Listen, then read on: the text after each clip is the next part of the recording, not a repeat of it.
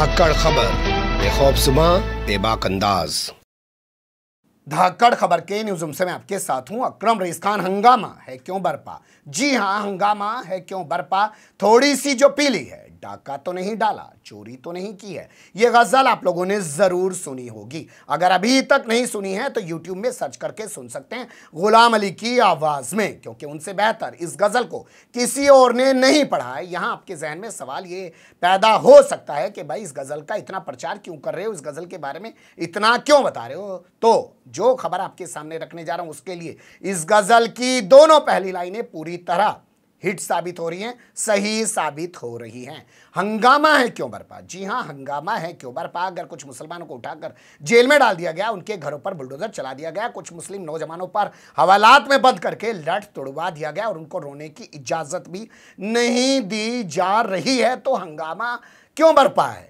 क्या भाजपा ने कोई डाका डाल लिया है? यानी कि भाजपा की सरकारों ने कोई डाका डाल लिया है, कोई चोरी कर ली है? नहीं, ना कोई डाका डाला है, ना कोई चोरी की है। इस बात को दुनिया भर के मुस्लिम देश भले ही ना समझें, इस बात को भारत के अंदर जो मुस्लिम नेता हैं वो भले ही ना समझे, इस बात को भारत के अंदर जो सेकुलर नेता हैं वो भले ही ना समझे, लेकिन आम मुसलमान समझ रहा है। तभी तो वो इन हालात में भी भारतीय जनता पार्टी का रुख कर रहा है। मैं दो तस्वीरें आपके सामने रखने जा रहा हूं, जिसमें एक पुरुष यानी कि एक व्यक्ति है मुस्लिम, और उसके अलावा कुछ मुस्लिम महिलाएं हैं जो भारतीय जनता पार्टी का अपने आप को बड़ा भक्त दिखाने की कोशिश कर रही है, ये भाजपा में शामिल हो रही है। कहां से आई हैं दोनों तस्वीरें वो आपके सामने रखूं, उससे पहले कुछ हालात पर डाल लेते हैं एक नजर।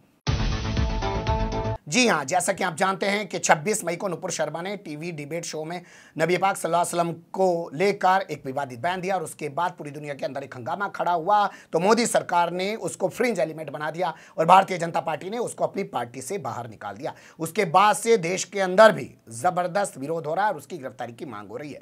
पहले उत्तर प्रदेश के अंदर 3 जून को कानपुर में बवाल हुआ, फिर उसके बाद 10 जून को बवाल हुआ प्रयागराज में, फिरोजाबाद में और सहारनपुर में, और उसके बाद से मुसलमानों को उठा उठाकर जेल में ठूसा जा रहा है, एनएसए लगाया जा रहा है, यूएपीए लगाया जा रहा है, उनके घरों पर बुलडोजर चलाया जा रहा है, यानी कि एक हंगामा बर्पा किया जा रहा है। हर कोई ये बताने दिखाने की कोशिश कर रहा है कि देखो ये भाजपा सरकार सीधे तौर पर मुसलमानों के खिलाफ काम कर रही है। इसी बीच कुछ और चीजें भी सामने आई हैं, जैसे मैं आपके सामने बयान रखने जा रहा हूं रामविलास वेदांती का। भोंपू मीडिया और उसके दलाल चाटुकार दंगाई पत्रकारों की रिपोर्ट के मुताबिक रामविलास वेदांती यानी भाजपा के पूर्व सांसद और राम मंदिर आंदोलन का एक बड़ा चेहरा, उन्होंने डिमांड की है कि जुमे की नमाज बंद होनी चाहिए। नमाज पढ़कर ये लोग निकलते हैं और बवाल करते हैं। इसके अलावा अब दूसरा बयान जो मैं आपके सामने रखने जा रहा हूं, जो बोलती हुई तस्वीरों की ज़बानी हमारे पास है, वो है साक्षी महाराज का, जो 2019 के चुनाव में टिकट पाने के लिए पहले भाजपा से लड़ रहे थे। जब टिकट मिल गया तो कहने लगे कि 2024 के बाद इस देश में चुनाव नहीं होगा, और पिछले कुछ समय से लोगों को भड़काने उकसाने की बात कर रहे हैं। कभी कह रहे हैं अपने घरों में कांच की बोतलें रखो, तलवारें रखो, तीर कमान रखो, और कभी कह रहे हैं देखो कानपुर में क्या हुआ, मैंने बोला था आप लोगों ने घर में हथियार नहीं रखा। ये मुस्लिम लोग कैसे पुलिस को भी घेर कर उन पर हमला कर रहे हैं। फिर से एक बार उन्होंने एक बयान दिया, उन्होंने कहा अगर जुमे को पत्थर चलेगा तो शनिवार को बुलडोजर भी चलेगा। उनकी ज़बानी सुन लीजिए। और हमारे यहाँ तो बाबा योगी आदित्यनाथ हैं उत्तर प्रदेश में, अगर शुक्रवार को पत्थर चलेगा तो शनिवार को बुलडोजर जरूर चलेगा। सुन लिया आपने किस तरीके के हालात बने हुए हैं मुसलमानों को लेकर। भाजपा के नेता, भाजपा के बड़े बड़े मंत्री, बड़े बड़े प्रवक्ता, भोंपू मीडिया और उसके दलाल चाटुकार दंगाई पत्रकार किस तरीके से निशाना बना रहे हैं, ये किसी से ढका छुपा नहीं है। पूरी दुनिया तमाम चीज़ों को देख रही है, लेकिन लगता है इस सब से बेखबर, यानी हंगामा है क्यों बरपा, कोई चोरी या डाका थोड़ी भाजपा ने डाल लिया है, ये बात प्रदर्शित कर रहा है, जाहिर कर रहा है, बता रहा है यामीन सिद्दीकी।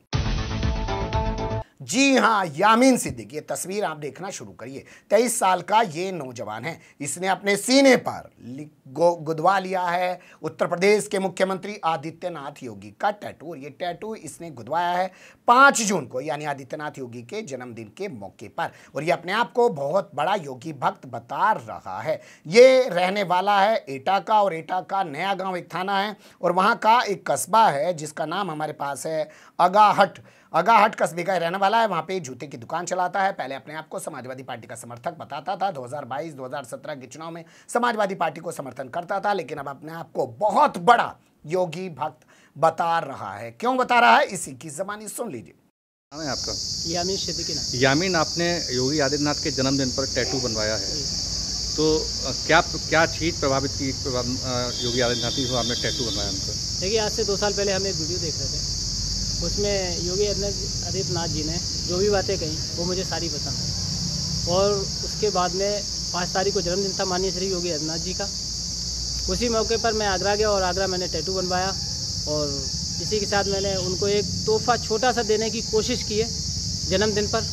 और यही कहना चाहते हैं, श्री योगी आदित्यनाथ जी को जन्मदिन की बहुत बहुत बधाई एवं हार्दिक शुभकामनाएं। क्या जो है आप मुस्लिम समाज में जिस बात पे मोदी और योगी का विरोध रहता है जनरली, तो क्या डर लगा आपको या किसी ने टोका कि आपने मोदी योगी का क्यों टैटू बनवाया? नहीं, ऐसा होता नहीं है कि हर मुस्लिम समाज में हर कोई विरोध करता हो योगी और जी का और मोदी जी का, ऐसा कुछ नहीं। लेकिन कुछ लोग हैं जो विरोध करते हैं, वो तो हर कास्ट में होते हैं, है ना, तो वो ऐसा कुछ नहीं है।